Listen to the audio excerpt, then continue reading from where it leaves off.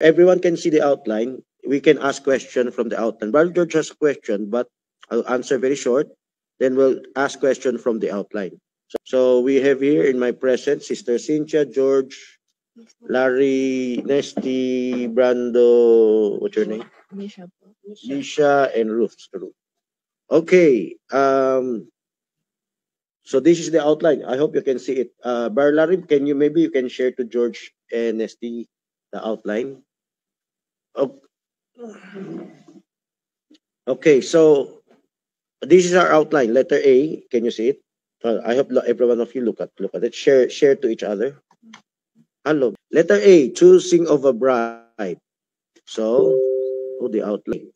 Under choosing of a bride, God chose. It's about Adam and Eve, Eliezer, Rahab, Ruth, Esther, then Hosea and Gomer. So these are past examples of typology, the Old Testament. Letter B is about, can you still move letter B to the right?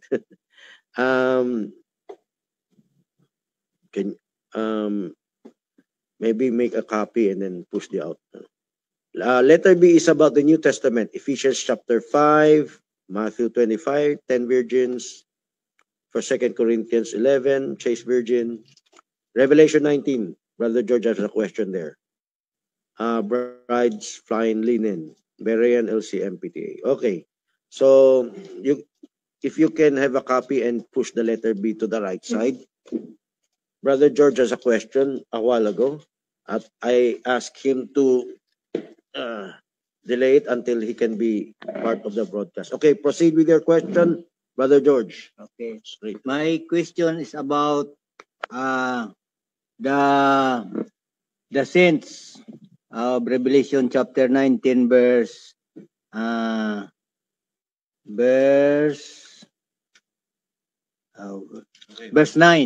Okay. I will read. And he said unto me, Write, blessed are they which are called unto the marriage supper of the Lamb. Which in he said unto me, these are the true saying of God. And verse 8, and to her was granted that she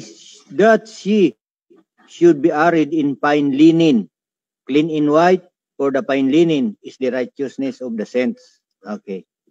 When Christ descend for the second coming. Yes. The saints that come down with her is the bride or the angel. So I will say it's the bride wife.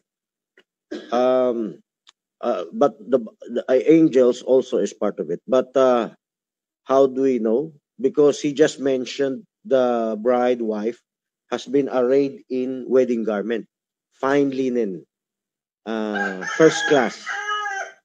Okay.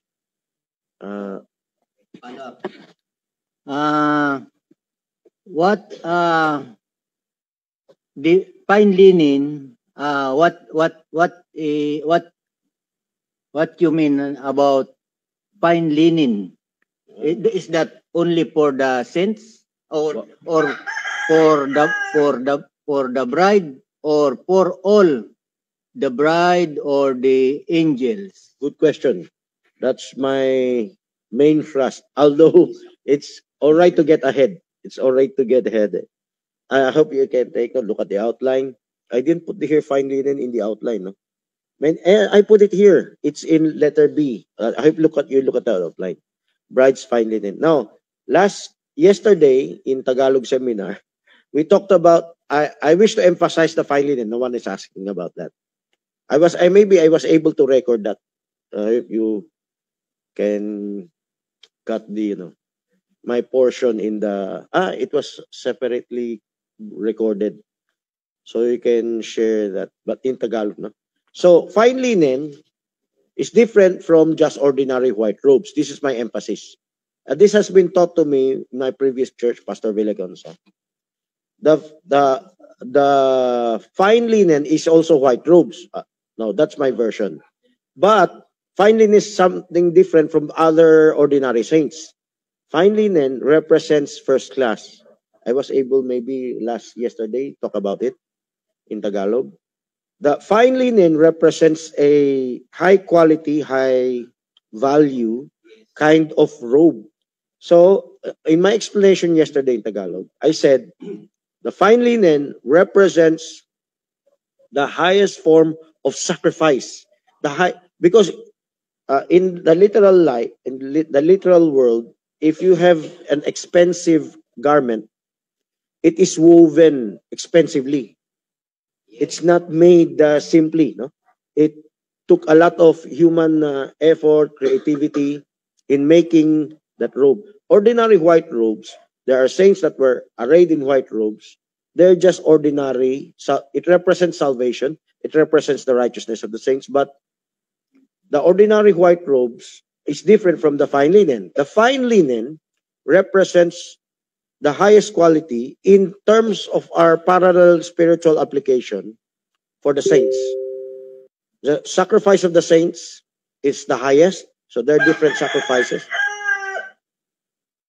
Okay, we have some advertisement of the chicken. But anyway, that's all right, okay? Francis. Oh, question. By the way, let me finish this. Let me finish and just finish it. What do highest you think form of revelation? Okay. Yes. What do you think how this bride made herself ready? You know, every denominations, Christians are saying they are making themselves ready for the coming of Christ. What about in this last age message, the progressive revelation regarding on this verse? I wish to request a church ages eternity to eternity illustration. This is how you make yourself ready. Did you know that very few people want to be Berean or practice how to be Berean? Very few. Although the world over, there are many of them that we don't know. So if you can show the church ages, nearing here, those living saints that will be caught up alive in the air. We are in the end times. Here in the end times, compared to the middle of the church ages, the living saints are the ones that will be caught up alive in the air. They will, okay, you focus on the right side. No? Now, this is the church ages. What you're looking at is the church ages. Before the tribulation comes, maybe between the church age and the tribulation, show it. The bride in living saints that will be caught up in the air. I'm not talking about the bride that are the dead saints in the previous ages. The bride that will be caught up in the air, that's still living, will have a certain qualification. What qualification? The qualification is fine linen. They will strive. Of course, all believers will strive in every age. The dead saints that is part of the bride will strive. But the difference is the highest level of revelation will be given only in our age, in this age. And how do you make yourself ready? You hunger, you thirst, and you strive to fulfill, to prove all things. Because few saints do that. You compare, you listen to others, you prove by the scriptures. That's how you make yourself ready. The saints that will go up in the air is very few compared to the rest of the world. Because, please speak English. So the saints that will go up in the air, while they're living, they will strive to know all the differences, all the nooks and crannies of this revelation, this end time revelation, where all the mysteries of God from the scriptures will be opened up. And they will strive to know that. They will strive to apply that in their lives. How you raise your family, how you fulfill communion, etc. And many other mysteries in the scriptures that was hidden from the previous ages. That's what will be the difference. Would you like to ask it here? Francis? Okay. People are saying they don't study, they are just an elementary graduate or whatever. They don't have any degree when it comes to study about the scripture. How will they do that if they're not yeah. reading? Right? Let me tell you, every working people, maybe there's only a few of them that does not know read and write. Majority of the working people, even if they're not graduate, eventually they learn how to read and write. OFW or even working class people, in order to survive in this, I'm talking of urban environment, they have eventually they learn how to speak, to hear, to read and write eventually. Brother Larry has a question. Matthew 25, the 10 virgins still, they left the 5 foolish virgin. Yes. They save also. Yes, that's a good question. But look at this.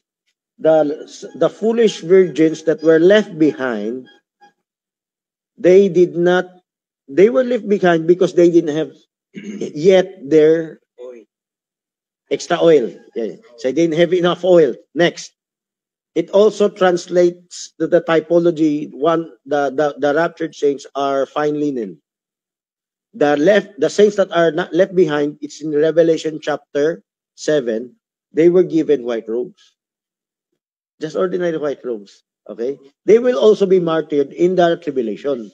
So this foolish that became wise, this is my updated terminology.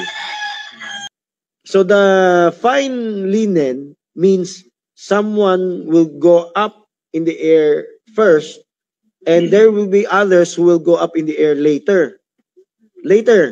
If you can show Sister Remy, the tribulation, the 75 days extra. That's why it's a good topic, previous topic. In the 75 days extra, then there you can see the third phase of the first resurrection. The foolish that became wise, that's when they will be glorified. They will give their lives also. So they will suffer first the tribulation and the persecution. Yes.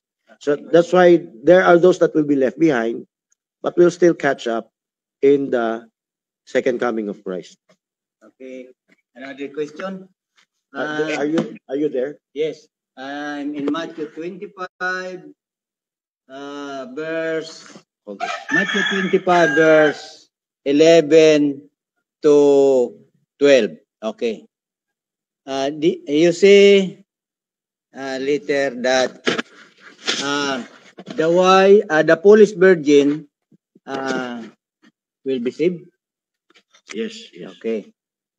I will read at much that became wise. the foolish become wise. Okay. I will read Matthew 25 verse 11. Okay. Verse 11. Afterward came also the other virgins, the foolish, saying, Lord, Lord, open to us. Verse 12. But he answered, it is Jesus Christ. Verily I say unto you, I know you not. How can a bride the bride that he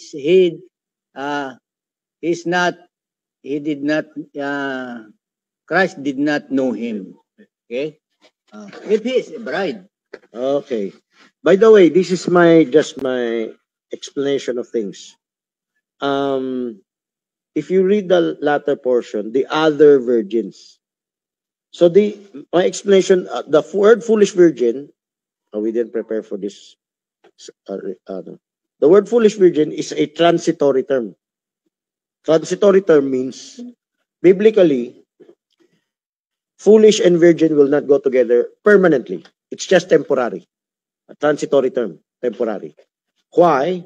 Because biblically in Daniel, being foolish is wickedness. But if you're a virgin, you will not be wicked unless you lose your virginity. If you lose your virginity, you lost your virginity, then you're permanently foolish. But by predestination, if you've maintained your virginity, you will not remain foolish forever. So this is not the explanation of the end-time message. This is part what of I see. foolish. Yes. So there are foolish virgins that will lose their virginity. There are foolish virgins that will lose their foolishness. They will become wise. That's my updated terminology for those that will be saved, foolish that became wise. Just as I also use the word the previous serpent. that what became serpent. Another question, okay. But the other virgins, we call this the Polish virgins. They were no oil. Ito. We can read that in verse 3. Okay. Matthew 25 verse 3 said that they that were foolish, it is very clear, took their lamps, they have lamps, but no oil. Okay. What is the meaning or what is the typology of oil? Oil represents several things. One of them is the anointing of the Holy Spirit and words of God. Yes. So oil is something that keeps you going, keeps your lamp burning. So if they took no extra oil with them, then they could not last forever. They will come short. So what in our parallel universe, in our parallel application in our literal lives, what does it how does it affect? How does it manifest? It's like this. We have Christians, we have believers that are not, will come short. Not continue. Yeah, not continue. So there are denominations, there are churches, they're not progressive Berean. They're not walking in further light. The verse. We can read the Bible about what is the meaning of oil and what is the meaning of lamp. Okay? Verse, okay. Please contribute. Brother Brandon, you read at thy word. Okay, thy word. Okay, so there, maybe that's Brother Brandon, read this in Psalms 19. No. Okay, so while Brother George looking for the verse, thy word is the lamp. And 119. 119 verse. Thy word. Okay. Okay, question. While they're opening the verse, you may ask your other questions. Okay. 119 verse 105. Can be captured. I'm gonna bring it closer. Okay, we're gonna bring it closer. Okay. Okay. I will repeat my question. My question is, what is the typology of the word and the lamp? Okay. Brother Brandon, read Psalms 119 verse 105. According to Psalms 119 verse 5. 105. 105.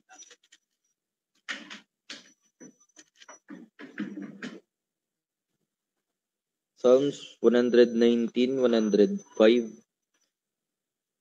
Thy word is a lamp unto my feet and a light unto my path. Okay. This verse, who wrote this? David. Scripture. Oh, this scripture. Tell the word typology is as a lamp, di ba? Not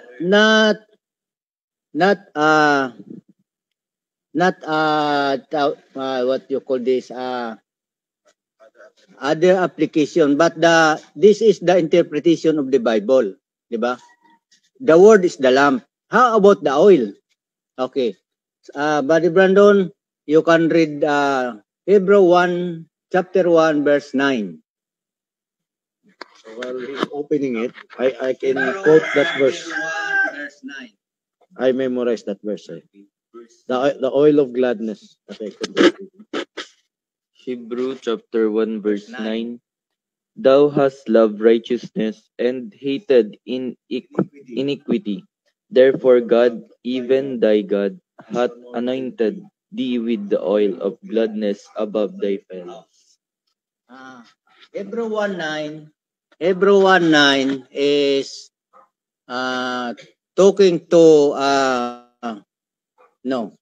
He is talking about the anointing of Jesus Christ that God gave to him. He is Son of God. he is highest He is the highest anointing from God. from God. Okay. That means oil is anointing. Amen. At Matthew 25 verse 3, the oil is the anointing that the foolish virgin is lacking. They Okay. come short. They come short. That means that cannot be type to or apply to physical virginity because that is an spiritual virginity. Okay, thank you for the input, Brother George. So we'll get back to our outline. We need to finish our outline. By the way, Barjeri, do you have an additional question? You were about to ask something or no more? Hello, Barjeri. By the way, I hope you can prepare other questions, okay? Look at the outline, share the, maybe it's beside them. Okay, so if there's no more question, let's get back to our outline. In addition with your, I did not hear your explanation regarding this matter because in What end Brother time George shared. there is a in comparison with this. Fine linen is for the bride, while the white robes is for the foolish virgin or tribulation saints, as well as the 144,000. Could you Yes, explain that? I already Because in answered that a while ago. because in some denomination I read that it's just the same robes, the fine linen. It's the same. It's the There's same. no, I agree with the same because it's a generic word, white, but the description of fine is something. There's a different class to it. So here in Christendom, there are those that will be first. There are those that will be last. First that will become last, and last that becomes first. There are those that will proceed, advance, progress. There are those that will be left behind. There are those that will be delayed in their progression, in their travel in the desert. If you imagine that Israelites traveling in the desert, there are those that were in the front lines, and there are those that in their back lines. Okay, so that's a short answer for everyone. Let's get back to our outline. Let's finish our outline. Okay. We still have less than 2 hours. No, less than 1 hour. Less than 1 hour. Almost more than an hour to go. Okay, letter A. Let's go to the Old Testament. Choosing of a bride. God chose Adam for Eve.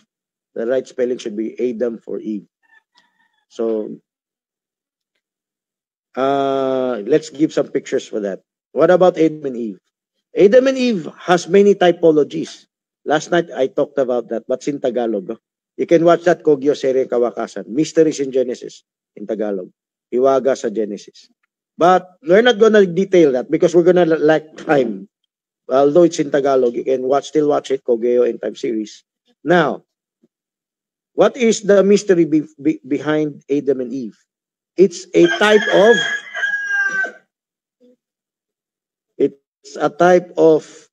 the bride and Christ and the church, the bride of Christ.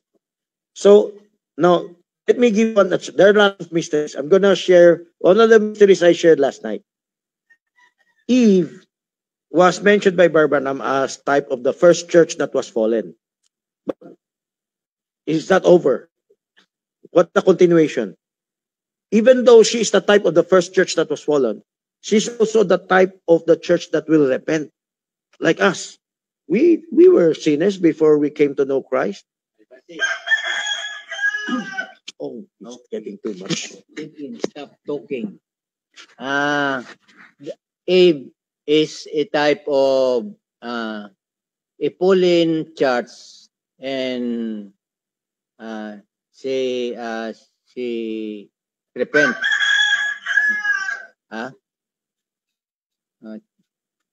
You crown mini chicken, Could you bring it upstairs, brother? Okay. The type of Eve is a Pauline woman or Pauline church. That is also a type of the church in this end time, that there is also a Pauline, and they repent at the end. Is that the same, or? So we will complete the revelation. Barban, at that part of the statement, he didn't mention the continuation. The continuation is this: she is a type of a church that was restored. We have restoration. Yes. The restoration is what made the difference. Paul first, and after that, there is a restoration of, like Joel chapter 2:25. There are lots of verses in the Bible that talks about restoration. Maybe Sister Remy can show the parable of the growing plant, no, or the restoration chart. So Eve is a type of the church that will be restored, not the type of a woman that was defiant. Who is that woman that was defiant? I'm not going to mention it here. The woman that was defiant is a type of the fallen woman, the harlot church. There is a type in the book of Revelation of a harlot church.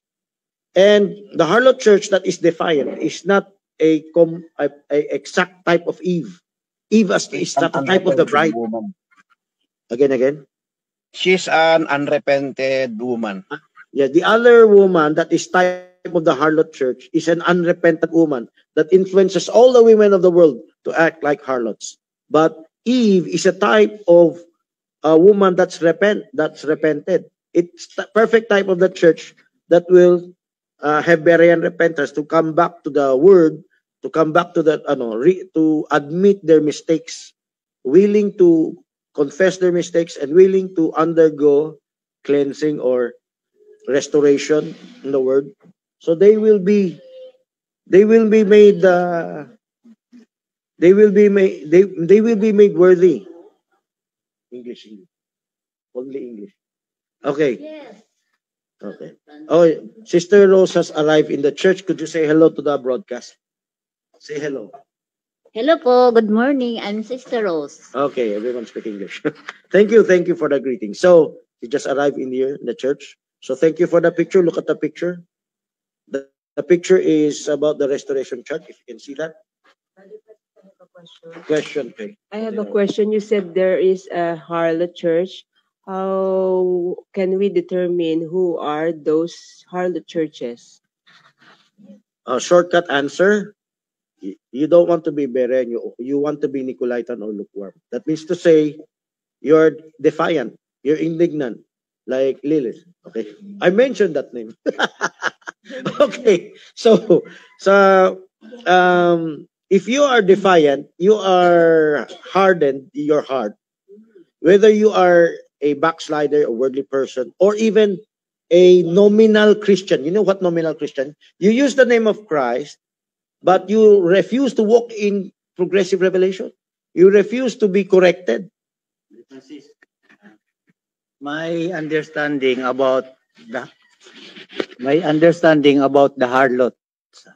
harlot church is they were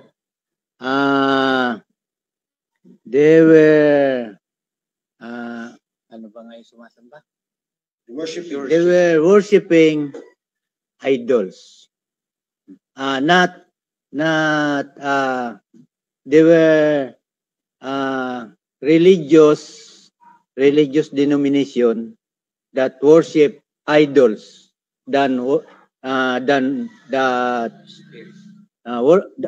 they were idolaters, not worshiping God.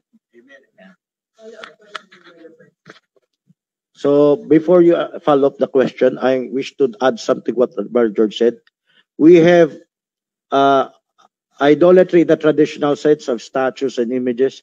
We have idolatry of other gods and goddesses. We have idolatry, psychological idolatry of lukewarmness. We also have spiritual idolatry of Nicolaitanism. You're zealous in the church, but you are closed-minded. My follow-up question is about nominal Christians. What if a Berean, I call myself a Berean person, but what if I am in a nominal Christian church? What will I do?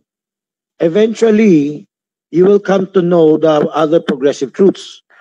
Then eventually, you will not allow yourself to be controlled by the system, the denominational system. Even if the denominational system would want to prevent you from listening to compare all other things that others teach, you don't want to be shackled down. You don't want to be held down. You wish to hear them out. You wish to prove them out from the scriptures. And like in Berea, if they've proven what is the perfect will of God in His Word, you will follow them. You'll apply it in your life, in spite of the fact that your denomination is preventing you from doing so. That a Berean sealed believer by the Holy Spirit, they will have a hunger to walk in progressive truth of God's Word. So sometimes the old traditional church we grew up in is preventing us from progressing further. But we should not allow ourselves to be shackled down. Okay, thank you for that question. Okay, 10 commandments, 3 levels of idolatry. A good picture. So I hope you can look at it. Question, Sydney? Come. So I hope you can share the... Brother Francis, you mentioned earlier that a Christian or a wise virgin must walk in the progressive revelation. And what will you do if the progressive revelation you receive is for a training that must be done earlier when you are still young, and you receive the progressive revelation about the training Much later in life. yes, much later? Like me, I'm in the late, I'm in my early 20s, but the training that I received yesterday is about the training that you must need much earlier, like 6 years old, or when you're still in your mother's tummy. About What will I do? You don't have anything to worry about if you're sincere. You know why? Because a sincere Berean will catch up. That's why there are many that were last become first. There are many that were first will become last. So Brother Francis. And I Okay, also question. encourage her about the 11th hour worker. 11th hour worker, if you've heard about it. So 11th hour worker, you can catch up because you're already late, but you can receive the same gift as the previous workers. Okay. So as I was saying, even if you're late, his wife has made herself ready. If you're sincere, you hunger compared to others who are relaxed, lazy, or lukewarm. Compared to others, you can catch up. Like there's, the turtle and the bunny in a race. The turtle won the race because the bunny took their time out to relax. So dilly-dallied. So the same thing today. There are people who do not take this seriously. There are people who really cry out hungering for God. Day and night, opening that scriptures, as Acts 17 says. You can catch up, even though if you're old. That's why it's not too late, even if our children have grown up. There's always a chance. God made sure of it. So it's all right to if you're late, if you started late, as long as you have that heart, God can move you to the front line, move you to the forefront. And those that are in the forefront who are a bit relaxed, no, lukewarm, they will what? Eventually, they will be delayed. Okay, so let's move to. Can you inform me? Speak English. Can you tell them there's a broadcaster? Okay, question. Yes, lower the volume. I didn't know that was Pastor Dominic. Working in 1 hour. Yes, the other workers in the 11th hour still receive the same salary. So you can still catch up. Huh? You started in 11th hour, but you receive the same salary. That's the revelation, Pastor, in those 3 working class that have different wages and time. Not different wages, different times, but Same wages. but receive the same wage. Okay? So you can still catch up even if you're late. Okay? That's a very good grace from God. That is the last become first. Amen. Okay. And the first become last. Yes. Okay, so let's get so if the white has made herself ready, you strive what? Whether whatever time you came in, you strive. And God knows that. And he will put on a wedding garment for you to wed his son. Okay? That's the no. So let's continue with our outline. So we talked about Adam and Eve. Adam and Eve has many typologies. Question, Sister Yen.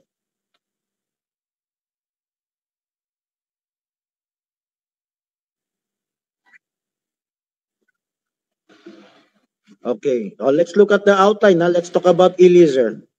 You just research because they have 1 hour to go.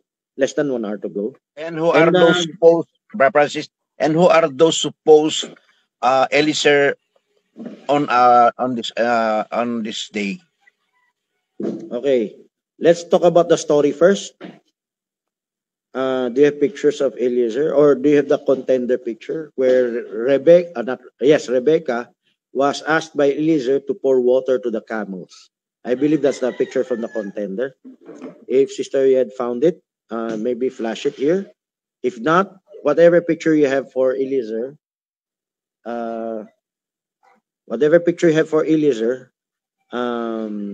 you can flash it also. So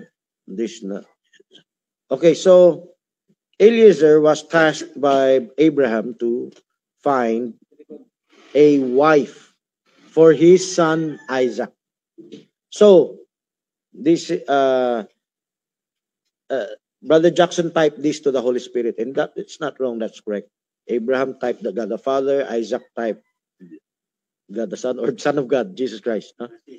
And Eliezer, he typed it as the Holy Spirit. The Eliezer type of the 7 messenger. Amen. So, but more than just the Holy Spirit, we're progressive, right?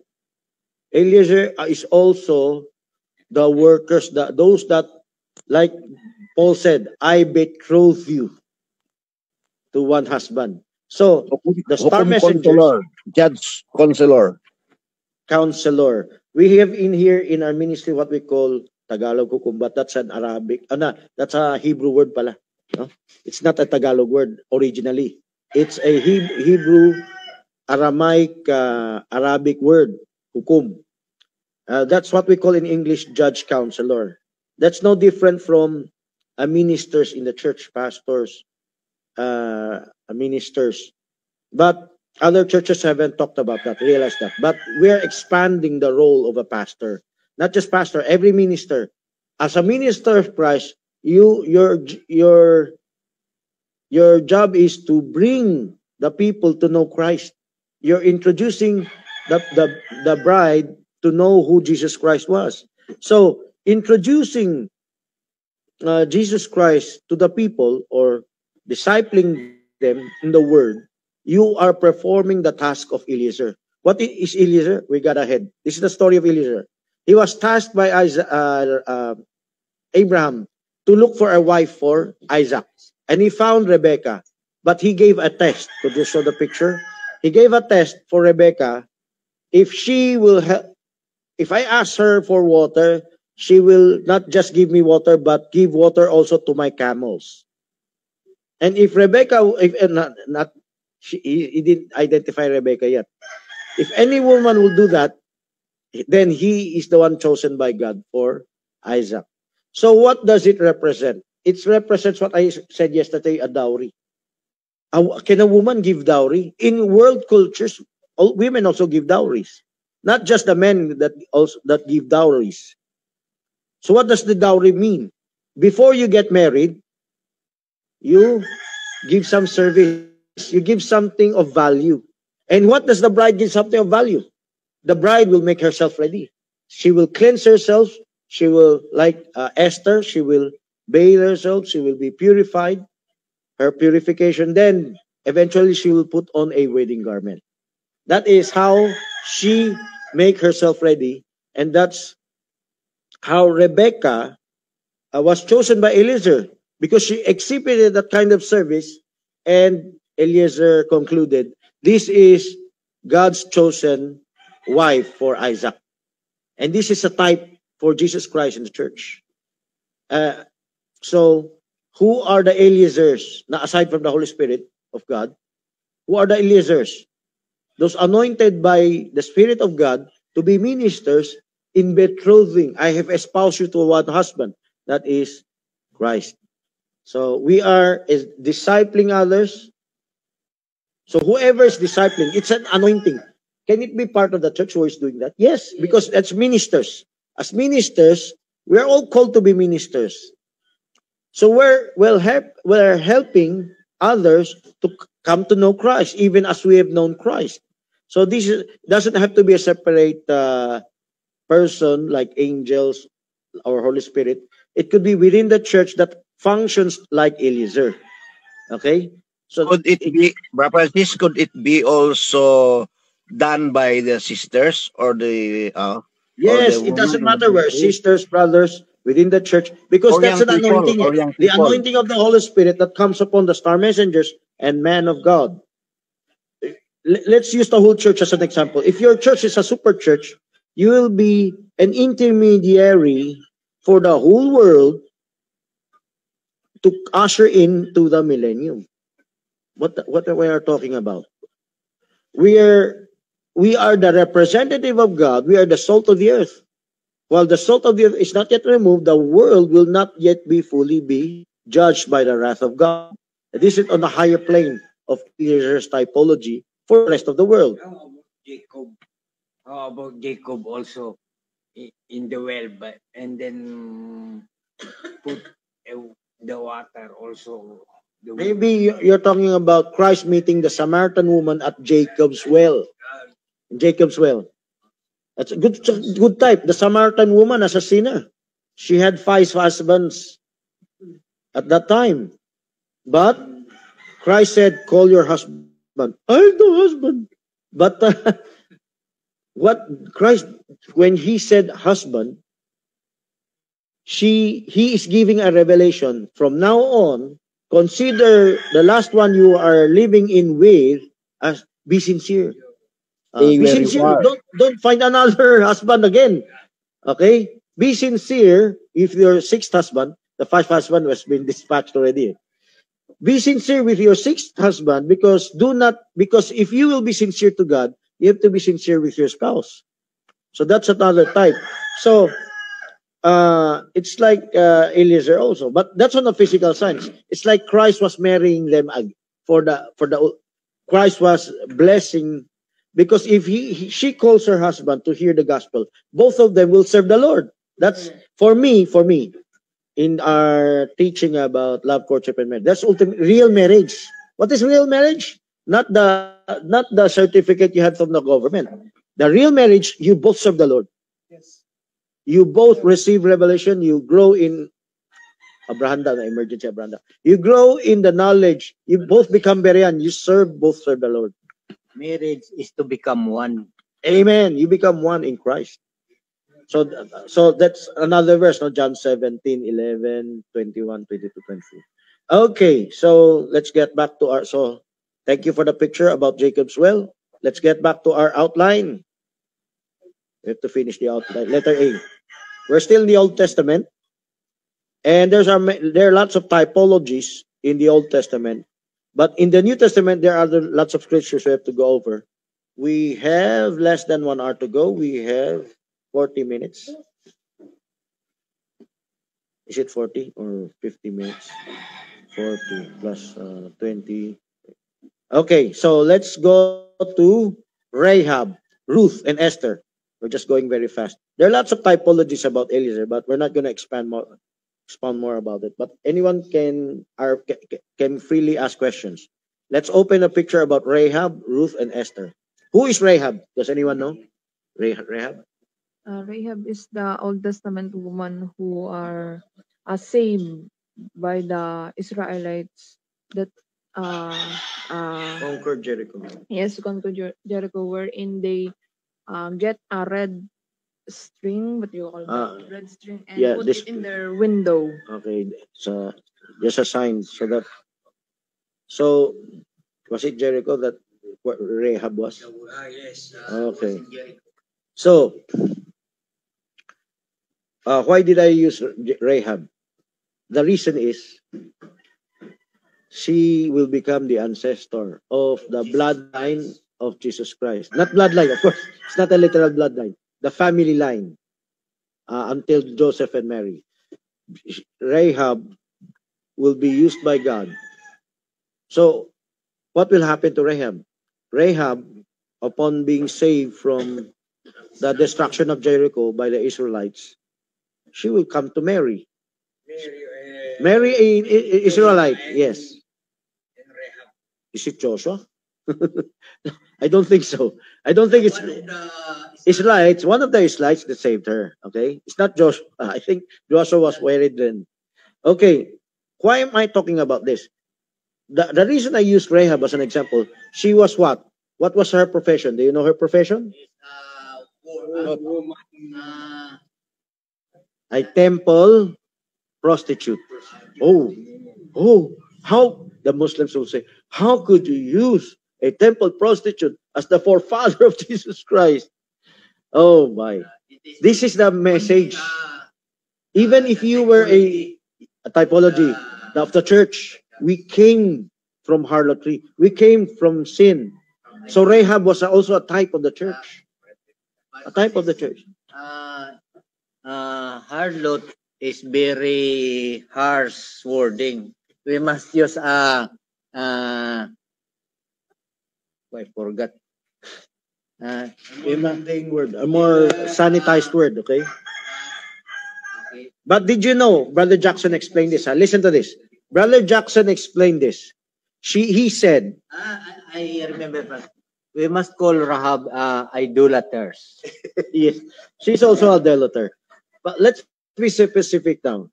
Even though she is a temple prostitute, did you know that Brother Jackson said that is a very honorable job? She is not some dirty, low down harlot in the street. She has a high calling in their religion. In their pagan religion, she is a temple prostitute. She's an honorable woman, actually. We must call Rahab a hospitality girl. But let me talk about. Brother Francis, how come you tell that Rahab is an honorable job when she's a prostitute in a temple? Let's go back to history. Nimrod, he started the Tower of Babel. Then she taught the women. It's typology today. What's happening to the women? Dancing in TikTok, almost naked.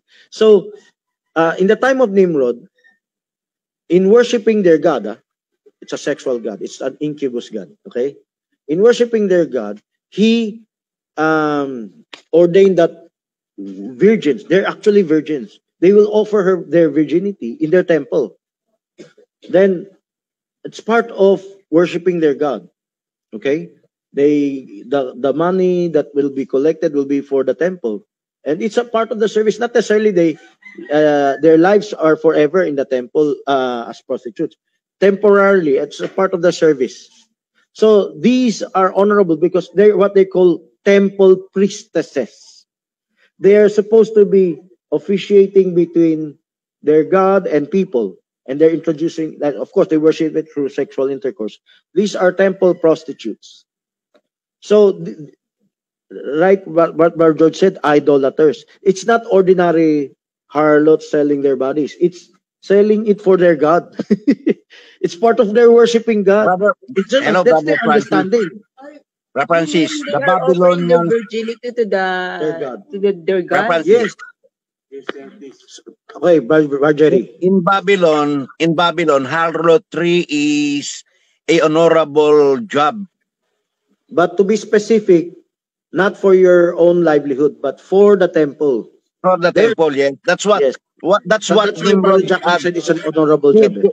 That's what Nimrod did to those Virgins in his kingdom, in Yes. his realm. So, from Nimrod, he was killed, and their religion spread all over the globe. So, different religions until now. Now, today, it's infecting the whole world through the United States in this women's liberation. Okay? This promiscuity among women. Okay, so let's continue. They are not What's after next the after money. Rahab? They're not after the money. They're after worshiping God in their own, according to their understanding. So she is a temple priestess. This is the more honorable word, priestess. But if you understand what priestess is, they're giving coitus to men who are worshiping in the temple.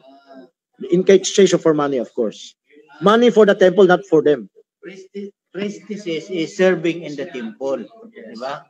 How about the Filipino called that they were a hospitable country, or they were very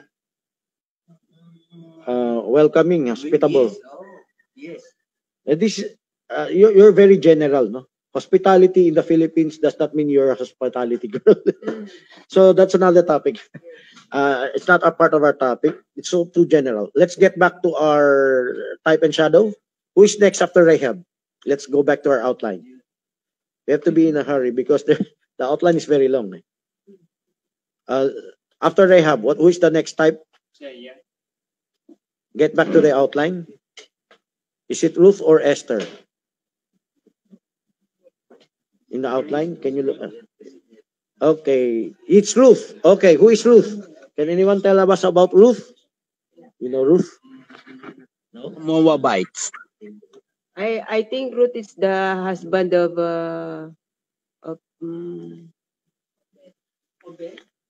Ruth is Was. the second well, no, the second wife is the wife of Obed. Boaz. Boaz. No, eventually she will be wed to Boaz. But the type here, Boaz is type to Jesus Christ, a kinsman redeemer. That's how they call it, a kinsman redeemer. So where did Ruth come from? She is a pagan. She is a Moabite. So imagine, Moabite are... Moabite is the Enemy of Israel. I know, the son of Lot to his daughters. So these are groups of people that's not part of the Israelites, but they even came from their ancestry. Moab and Ammon. They're the two children of Lot through his daughters. Ammon and Moab. They're people. Then eventually they became a nation. When Israel, Ammon, capital of Jordan. So when Israel was being conquered by the Babylonians, they were celebrating. There's another scripture about that, when Israel does this. So, being a Moabite woman, you would know that she come from a pagan background. A pagan background, okay? Now, if she married a Jew, an Israelite, that means to say, she was redeemed. But the children of Naomi, her Ruth's mother-in-law, all her children died because they all married pagan wives. It was forbidden. It was forbidden to marry different pagan wives. So what happened here? Naomi's husband and all her sons died, and she told all her daughter-in-laws, okay, go find another husband, own country. But Ruth said, I will come with you. Your God will be my God. Your people will be my people. So what is the type of Ruth? We came from a background of paganism, but we could come to know Jesus Christ. We could come to know the Messiah of the Israelites to become our... She embraced the religion of his of her mother-in-law. Naomi. So the story did not end there. They were poor. They were scrounging for grain in the gleanings, no? The leftovers from the harvest. Now, Boaz came and took her. It's a long story, but I'm gonna shortcut it. Boaz came and redeemed her as a kinsman redeemer. How did she become a kinsman? Through Naomi. So when Boaz took her to become his wife, then she is a type of the church. Boaz was a type of Jesus Christ. Ruth was a type of the fallen church, a pagan church, from paganism. So what is this? This is also a perfect type of the bride. She was, and also she is also the forefather of Jesus Christ. She's also a forefather, just as Rahab was, just as Ruth was.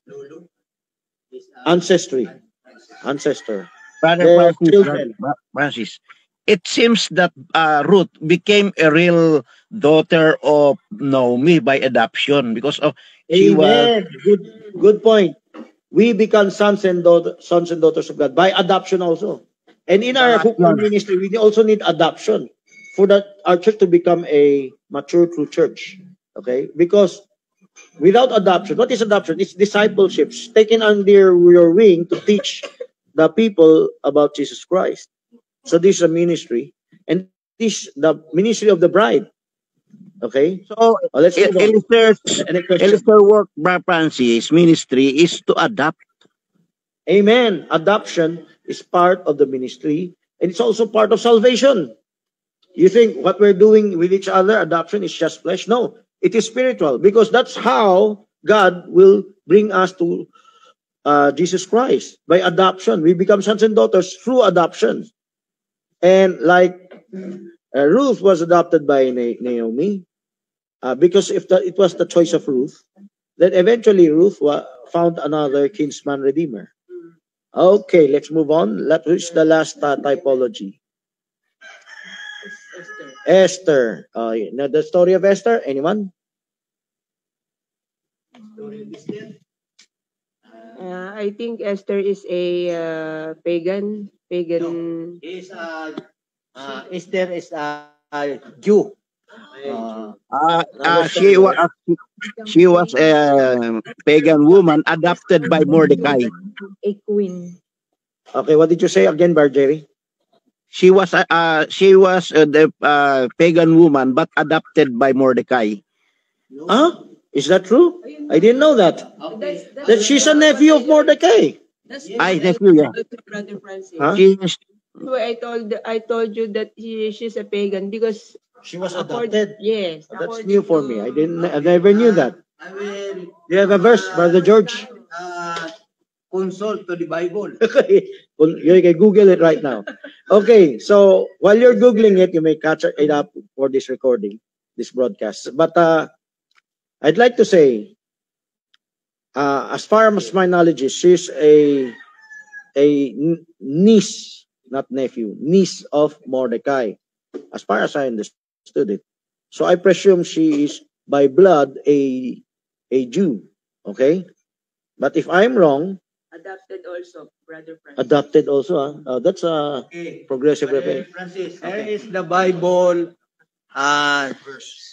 Bible verse about Esther. Okay. Esther chapter 2 verse 5. Okay. Now in Susan, the palace, there was a certain Jew. Okay. Whose name was Mordecai. Okay. the son of Jair, the son of Shimei, the son of Kish, Benjamite, who had been, verse 6, who had been carried away from Jerusalem, which the captivity which had been carried away with Jeconiah, king of Judah, whom Nebuchadnezzar, the king of Babylon, had carried away. And he brought up Hadassah, that is Esther, his uncle, daughter. Okay, this is the evidence that Esther, his name is Hadassah, is a Jew. Maybe we'll ask Brother Jerry how he tells that the Esther is a pagan. Yes. Okay, if you can find proof she's a pagan adopted daughter, that will be helpful, Brother Jerry. Ask your children there to Google it. So, going back to our topic, what is the story here? Because Rahab... So I'm stand corrected. She was Hadassah, a Jewish woman, married to a Persian king. Eventually married, eventually. But this is the story. How, look at the type. First, it was Rahab, a temple prostitute. Next, it was Ruth. She is not a temple prostitute, but she's from a pagan stock, pagan tribe. Then we have Esther, who is a Jew. But this time around, she will be married to a king, of course, a pagan stock. Ahasuerus. So, Esther is a type of, so she did not come from a more pagan background. She came from a Jewish background, but she needs to be saved. Actually, she saved others from being annihilated. She saved the rest of the Israelite nation from annihilation. But let's talk about the type of the bride. What is the type of the bride? She was a replacement for Vashti. Who was Vashti? Vashti was the previous queen whom Esther replaced. Vashti as a type of Jezebel. Okay. Yes, we can use a type of Vashti. Is a dominating female. Yes. And Vashti also is neglecting the king and not following her duties as a queen. She rebellious woman. She doesn't want to follow instructions, no?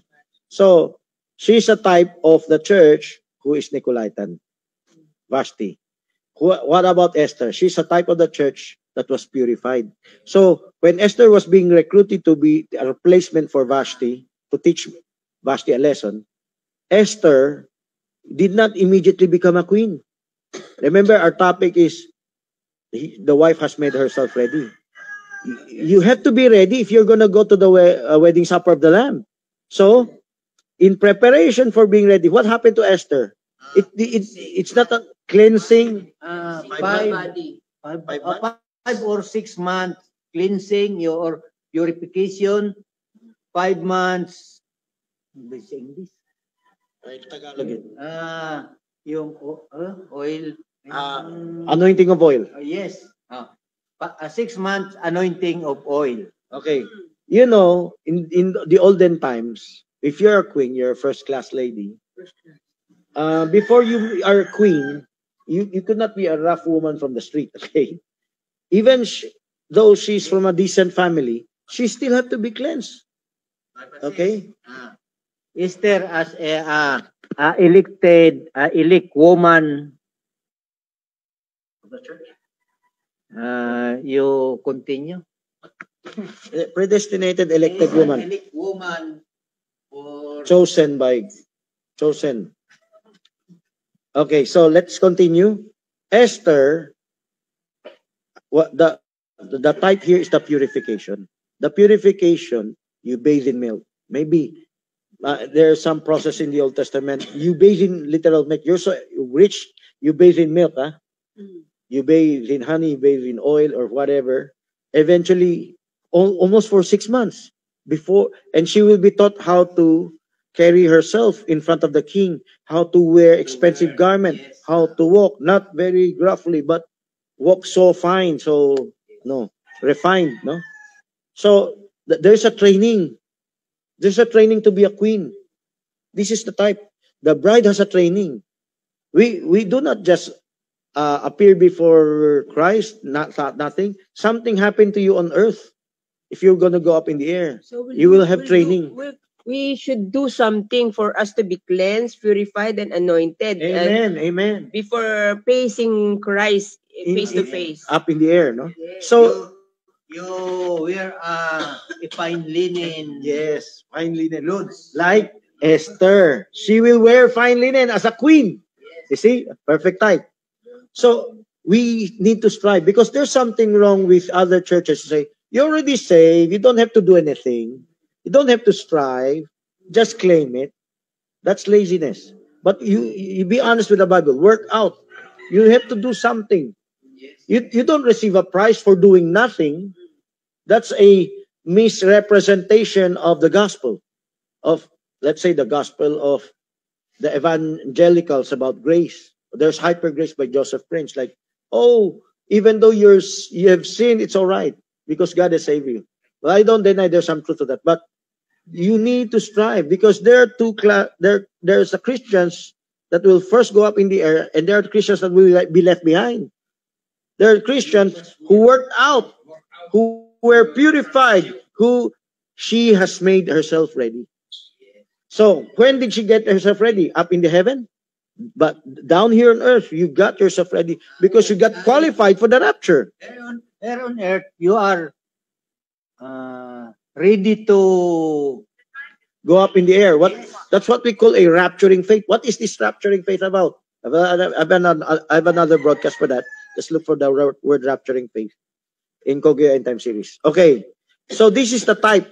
Esther is a good type of Rahab to, who was the second one? Ruth, then Esther. This is a perfect type. Coming off from the mud of sin, miry clay, then being brought up, being lifted up, to be glorified, to be cleansed, to be purified, to be made white, to be made worthy as the bride. Okay, let's look at the. We have less than 30 minutes to go, or 30 minutes to go. Please, let's get back to our outline. What is the rest of our outline? We need to go to letter B. You can look at your outline, okay? Check your outlines. Let's get back to our outline. Hosea, Gomer. We're not yet finished the Old Testament. Who is Hosea and Gomer?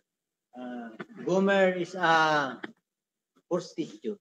Yes, prostitute. Gomer is a prostitute. And God commanded Hosea to marry a prostitute like Gomer. So why? Type of Israel, which is a parallel to the church. So look at this. Hosea was commanded by God to marry a prostitute because there will be a story about Hosea, which will be type of Israel. His wife will go with other men. Then Hosea will get her back. This is the story of Hosea. So imagine your marriage life will be sacrificed as a typology for Israel in the church. Israel and church. LCM is sacrifice. Yes, LCM is sacrifice. Yes, truly. Your marriage is worshiping God. Your children is for worshiping God. It's not for your own. Don't think it's just your own. God gave it to you. God institutionalized marriage. You cannot have a wife except God give you. Diba? And you cannot have a wife and you have no choice but you accept what God give you. Yes, okay. I was trying to point. No, I'm trying to point the microphone. If you're not, your voice cannot be clear. Okay, I'm trying to point out. Okay, so let's get back to what we're saying. Hosea is a type of Jesus Christ, and Gomer was a type of the church. Just as Hosea was type of Jehovah, and Gomer was a type of Israel. Israel went whoring after other gods. That's how the King James worded it.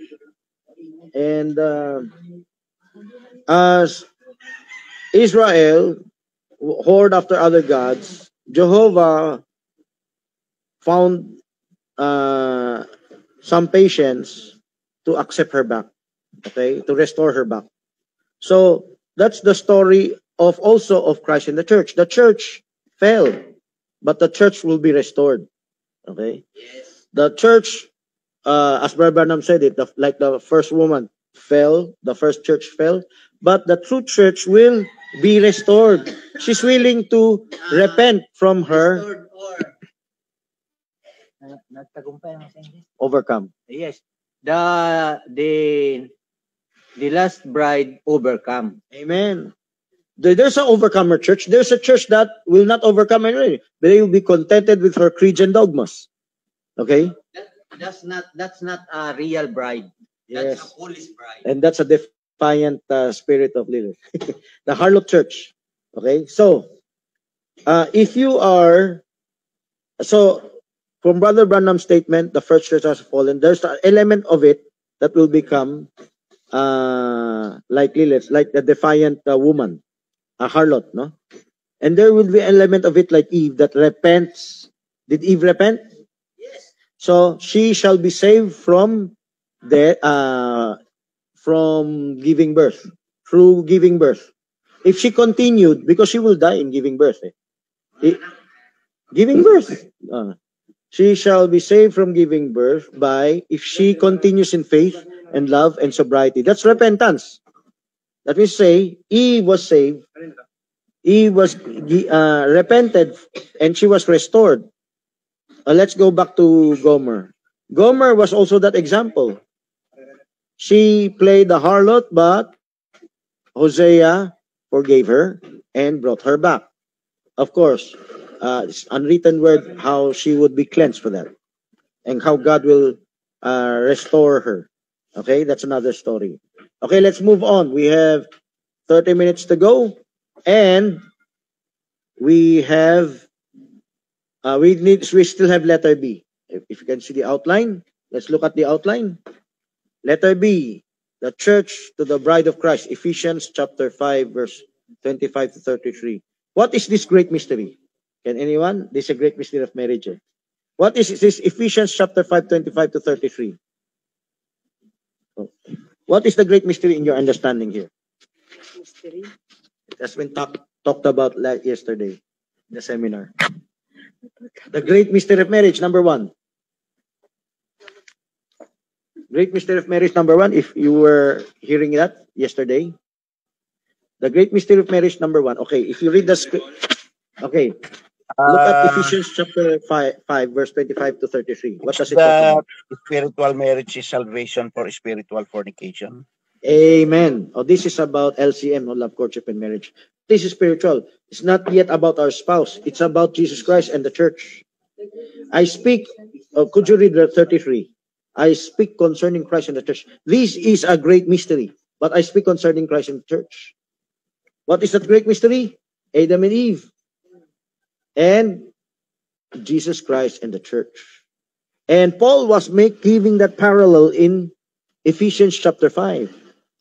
He even mentioned, husbands, love your wives, even as Christ also loved the church. So he started with the husbands and wife, then eventually he mentioned Adam and Eve.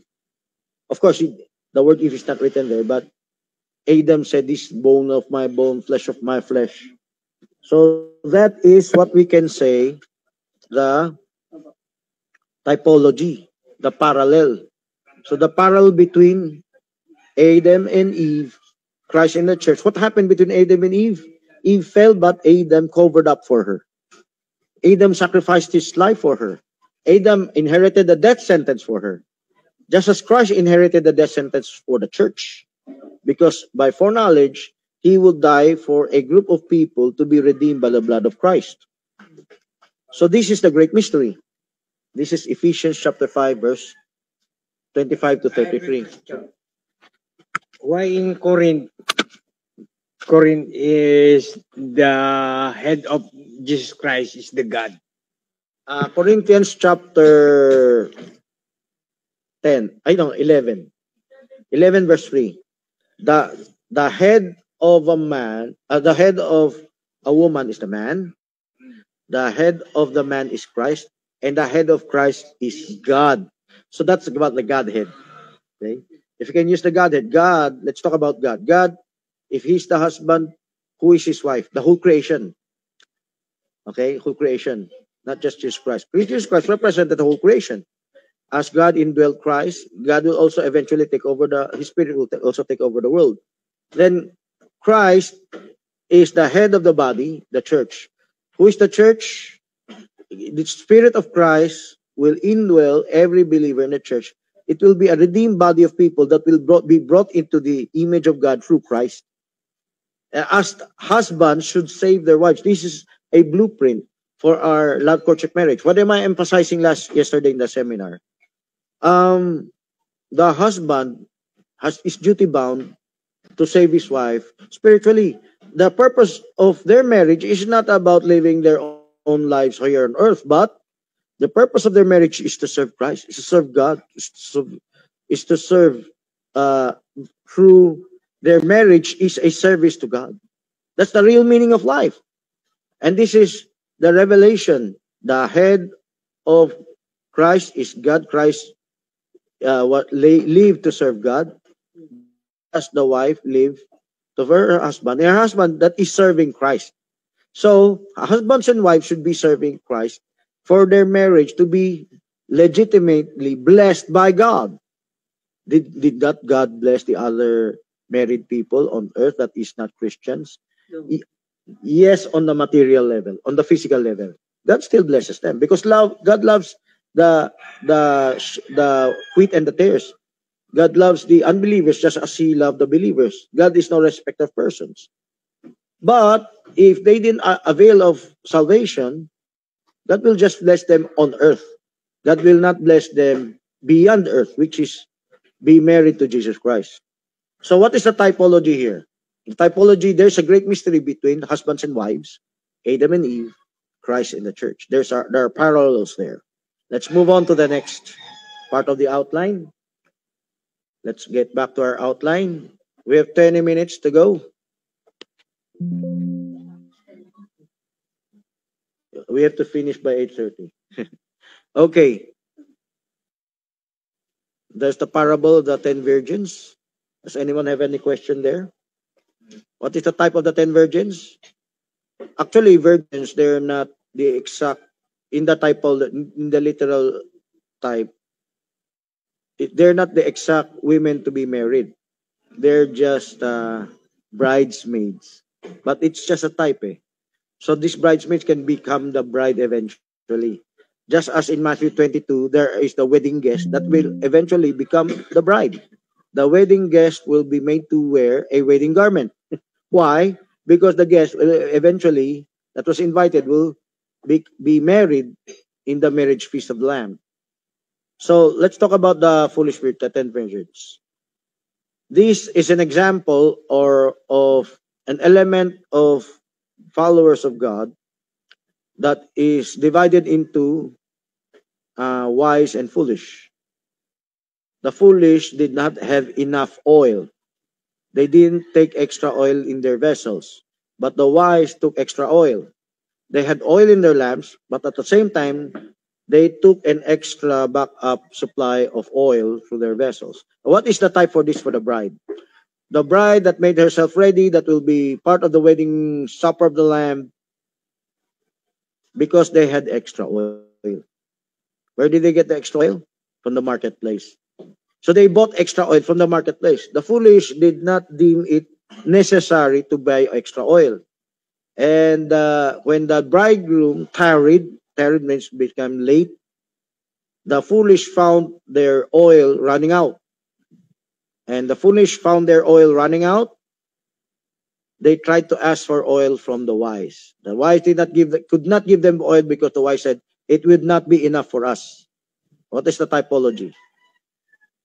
So, a wise virgin that will go up in the rapture, that eventually will be in Revelation 19, when Christ comes back, will return with Christ, on earth. They will have their wedding garment. They will have what? They will have their fine linen. Their wife will make herself ready. And this wife is a type of the wise virgins that came in with the marriage. The foolish that were left behind were not able to participate in the marriage. So there's an element of Christians today that will be left behind. Any questions? Brother Francis, you said that the 10 virgins are the bridesmaid. I always ask these questions. How will the bridesmaid be the bride? Because this is just a type. I said in Matthew 22, there's even a wedding guest that became the bride. Of course, it's not written there, but if you read the word, if they were found without a wedding garment, they will be thrown out. I did just put that outline here. Take too long. Matthew 22, there's a parable of the marriage feast. And the noblemen refused to come to the feast. So they look for the poor people, the sick people.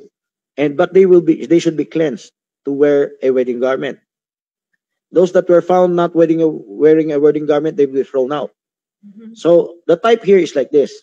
We were not supposed to be the bride, but we became the bride. We were not qualified. We're not Vashti, but we replaced Vashti. Okay? You really replaced Vashti. You're not supposed. So the bridesmaids is just a type who is qualified to enter the marriage. But it's another story. The bridesmaids is also type of the bride, which is type of those that will be left behind, and those that will be found worthy.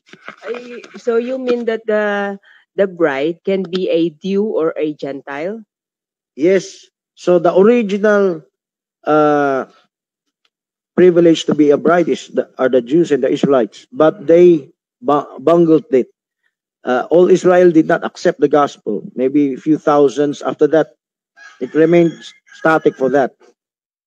The rest of those that were converts were other Gentile nations. So they were replaced. Essentially, they were replaced. It was found another group of people to be brought to the forefront. Say brought to the forefront. The Jews, the Israelites, like foolish virgins, they will be left behind. They will become ignorant. They will reject the Messiah. The majority of those who accepted the Messiah, the Savior, will be Gentile, different Gentile nations, including a little of Israel. So it's a different element of people compared to the whole Israel race, the whole Jewish race. Okay. So that the parable of the 10 virgins is a type of those who will come first but become last. Oh, good the picture. If you can freeze frame that. The wise brought oil in their vessels. There's a pouch. So what is the type that the foolish cannot ask for extra oil from the wise? That it means like this. In our parallel type in the church, you cannot say, my father is the pastor, I belong to the church. You cannot use association to be included in the rapture. Just because you belong to a local assembly of believers. And your father is a pastor. You doesn't necessarily have to be father or mother. You have family relatives in the church, and you're attending the same church. You consider yourself part of that local church, but that's not enough. Yes. You have to work out your own salvation. This is just a local church. That's a local assembly. Your loyalty might be on that denomination, that sect, or that organization. Your loyalty might be on that pastor, on a local minister. But if your loyalty have to move up to Jesus Christ, how does it move up? You become Berean. And this is what is represented by this extra oil. The extra oil is extra patience, extra long suffering for what? Being Berean is not easy. Aside from receiving persecutions, mockeries, insults, persecutions, you also have to burn your eyebrows. Magsunog ng kilay in Tagalog. Burn your eyebrows, burning the midnight oil. Acts 17, searching the scriptures, whether those things are so. You're comparing, you're proving and disproving things. That makes you the bride. That's how you prepare fine linen for your wedding garment. Okay, let's move on to the next. We have 10 minutes to go. So let's move to the next part of the outline. Nice video, by the way. So, any one of you can ask question. Huh? What's the next part of our outline? Francis, Second Corinthians, a question. I remember those mainstream end time that saying that squeezing time's coming. I don't know. I don't know what is squeezing for them. Squeezing is persecution. I don't deny there will be Christians that were persecuted. But if you will wear fine linen, clean and white, it's not just persecution. You need to be matured Berean. Because did you know that there are Christians who are Nicolaitan that are also persecuted? But they're Nicolaitan. Of course, if they didn't make it to the first resurrection, they might get a lesser sentence in the lake of fire. But in the second resurrection, because of their sacrifice. But the sacrifice, not just, Paul said, even if I give my body to be burned, if I don't have love, agape love, no? I am nothing. So you need to have agape, a self-sacrificial love. For what? Rejoicing in the truth. Rejoice not in iniquity, but rejoice in the truth. You need to be Berean. You need to prove all things. Your loyalty must be upgraded from the local church, local minister, to Jesus Christ. By what? By not being biased anymore in proving all things. Most churches teach their followers to listen only to their group or sect. From Eliezer to Isaac. Again. From Eliezer to Isaac. Yes. Eliezer will bring Rebekah to Isaac. And when Rebekah was close, she ran after Isaac. Rebekah did not want to elope. Let's elope because we have money. No. Rebekah went down from the horse. So what is the job of Eliezer? They are just guides. While Rebekah was traveling with Eliezer, it's like a baby Christian still being taught in the local church. But when they can know Jesus Christ, the believers, they move on to Jesus Christ by being Berean. How? You're not just closed-minded. You don't just hear the preaching of your minister. You're proving and disproving other, but with honesty, because there are others who pretend to be Berean, listening to others, but they avoid corrections if they're being corrected. If there is an overwhelming evidence beyond any reasonable doubt that what the others are saying is true, but you refuse to hear them, believe them, because of your loyalty in your local denomination. So you have to move up from your loyalty from your local denomination, like your parents. There are children that move out of their parents because they're married in the local sense. Of course, in the spiritual sense, for us, being independent from your parents is you becoming Berean, matured Berean already. But for the worldly sense, they move out of their house if they get married. This is the type also. The pastor can be temporarily Nicolaitan to their members, but when the member is truly sealed by Jesus Christ, they will not just rely on their pastor. They will move up to Jesus Christ and they will just respect their pastor. Thank you for teaching us the Bible, but we have to move up. Like your teacher, you're in a grade school. You can move beyond what your teacher understands because your teachers are teaching grade school. You're moving up to elementary, college, and masteral. You can go beyond what your teacher teaches. This is what they don't understand. And every true teacher will be happy for you to go to progress.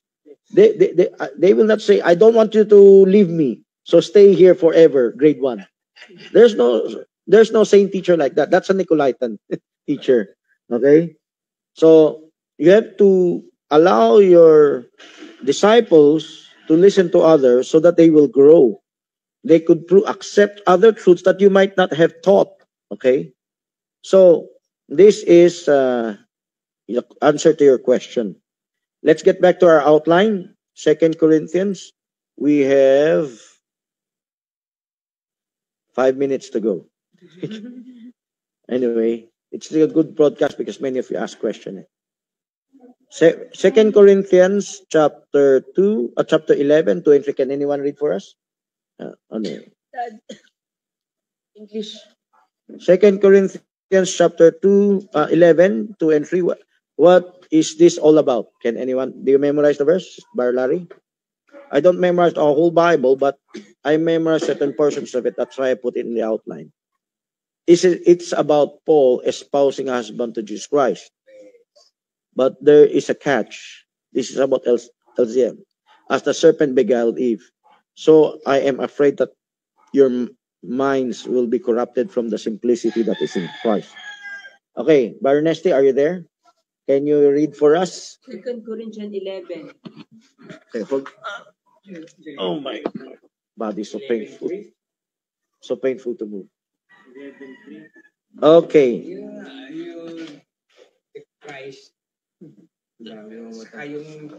cannot read, okay. So let me read.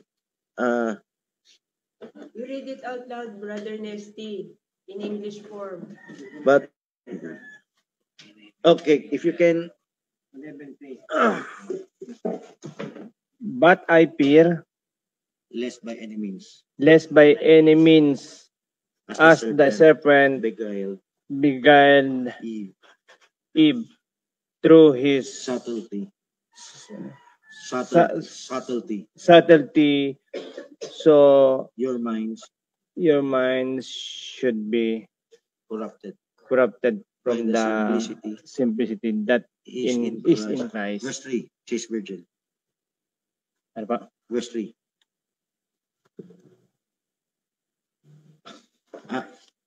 Or Ikaw na nga, mami. verse 2. Ikaw na, mami. Takoy na ano. Okay. Mahirap na akong bumasa ang labo. In verse 2, the chaste virgin was being mentioned. Verse 3. Naku, it's so small, Brother Francis. Okay. I couldn't read it. Verse 2, Sorry.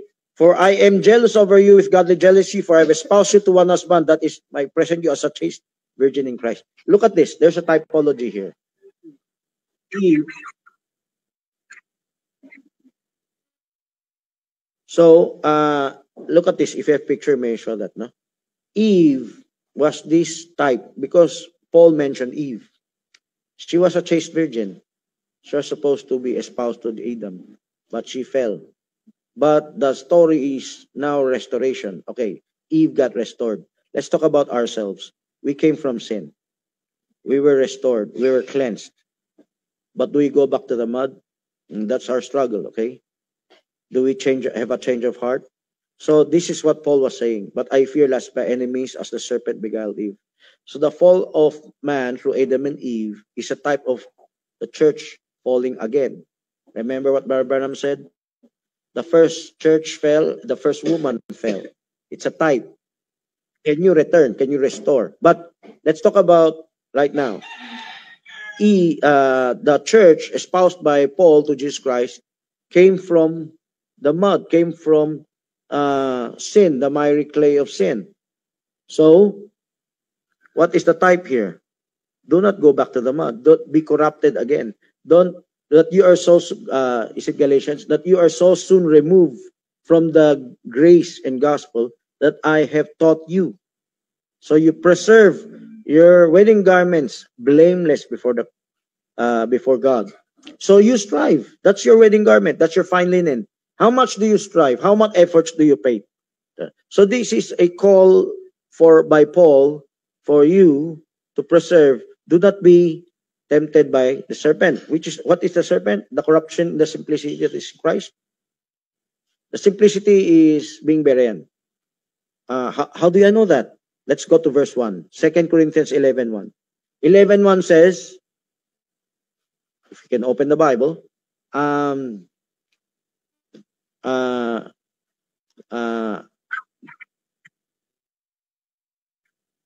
bear with me a little in my follow, and indeed bear with me. So Paul was saying for himself, the people that were being seduced to not listening to him, as it also happened to other churches and us ourselves, Do not, it happened to all churches actually. Bear with me. Why? Because there are people seducing his previous disciples not to listen to him anymore. Okay? But making them Nicolaitans actually. Verse 4, let's prove it. Let's compare verse 1 and verse 4. Let's look at verse 4. So Paul said in verse 1, bear with me. And what did Paul say about others? This is a proof of being Berean. Actually, this verse 4 is being used by Nicolaitan churches for you to scare you from listening to others. But if you can understand carefully verse 4, go back to verse 4. Go back to 2 Corinthians 11. If you understand verse 4, Paul was putting himself on equal standing to others in the sense that how you will prove and disprove things. Do not be biased in judging. Bear with me, even if in my folly, if you consider me in folly, if you consider me wrong, let's give me a chance to hear myself out. Because why? In verse 4, if others came with another gospel, others came with another Jesus. Okay, let me read verse 4. For if he that cometh preacheth another Jesus, whom ye have not preached, for if ye receive another spirit, which ye have not received, another gospel, which ye have not accepted, ye might well bear with him. Now, this is what they have failed to notice. They only quote the part, another gospel, another Jesus, another spirit, and they scare people from being Berean. Oh, do not listen to them. You will catch another Jesus, another gospel, another spirit. All the churches and denominations are like that, Brother Francis. Amen. That's why we're exposing it. For you to be really wed with, and you're seduced by the serpent. That's a spirit. The simplicity that is in Christ. You will lose your virginity if you Actually, put your whole life on that is my burden in my church that I am attending. Why? Because I have so many learnings here in the progressive ministry, and yet I couldn't share it with them because they are close. They could not listen, and my fear is they outcast me in their churches. So that is how you lose your virginity. If you harden your hearts enough to the point for the rest of your life, come rapture time, you're left behind. You do not wear a fine linen. They think being fine linen is closing their minds. So you mean there are so many churches that have lost already their virginity? By predestination, because there's always a chance where the rapture has not come. But they will have another chance in that tribulation. So even if in the tribulation they still backslid, they could not overcome, they've lost their virginity. But in the tribulation, if they can still repent, catch up, they can still maintain their virginity. They will just lose their foolishness. They will just repent. That's why I use the word foolish that became wise. Okay? I don't just say foolish virgin. In end time message, they just say foolish virgin, but they're all saved. As though they're saved being ignorant. At least there's some repentance from ignorance in the tribulation. But for now, to be wed in fine linen, clean and white, it should be right now, not in the tribulation. Right now that you repent from your foolishness. How? What did Paul say again? Bear with me. And he said, you do well, bear with them. What is Paul espousing here? To be wed with Christ, you have to be objective. You should not be partisan. Partisan is bias, discriminating. Okay? You're still a baby if you do that. But if you're matured, you can prove or disprove which is telling the truth. You love all of them, but you can, if one of them is telling the truth and it's a major doctrine, you can prove and disprove it from the Bible. And many Christians don't do that. Only a very few. You can count them. Foolish virgin in 45 days, they catch up again. No, in 30 days. The foolish that became wise, they will be raptured in the third phase of the first resurrection. Say third phase. You can show the picture, Sister Remy. And the 45 days extra. In the first 30 days, that's when Christ comes back with his wife, bride, And the rest of those that foolish that repented to become wise will be brought up to meet him up in the air. That's the 30 days, not the 45 days. The 45 days, they're already in earth. They will come back down in earth. We have churches that teach post-tribulationist rapture, if you understand what I'm saying. They don't believe there's a rapture before the tribulation, but after the tribulation. There are even churches that don't believe there's a 7-year tribulation period, like the Seventh-day Adventists. They're most closely inclined with the post-tribulationist believers. There are Pentecostal churches that are post-tribulationist and others. So the few post-tribulationists have their scripture to back it up. And it's a scripture of this 30 days. Matthew 24, after the tribulation of those days, there shall appear the Son of Man, the Son of the Son of Man. Okay, so our time is almost up. And there are no more questions. Okay, so let's give a closing prayer. Can you pray in English, Bernardino? No? Okay. Let us pray. Brother Jerry will pray. Okay. Hallelujah. We praise you, O Lord. Thank you once again, Father God, for giving us an opportunity, a privilege to minister your word, O Lord, to the brethren that we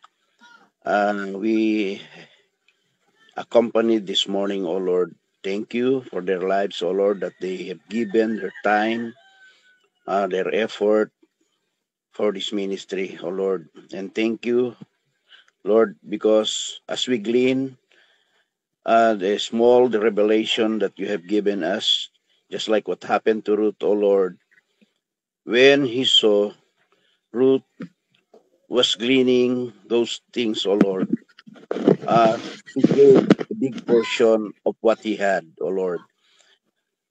As you also are doing with us, O Lord, the revelation, a bigger revelation, a progressive revelation, as we are now enjoying, O Lord. Thank you very much as part of our preparation for our wedding coming, O Lord. Yes, Lord, we bless your holy name. Everyone's wedding garments are defiled, O Lord.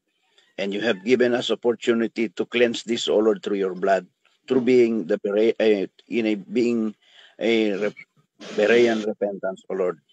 Thank you once again. Bless us this morning and this Sunday fellowship, O Lord. Give us more revelation and understanding, and bless us, our family, our brethren, as we partook your word this morning, O Lord. Bless us in the name of your Son, Jesus Christ. Amen.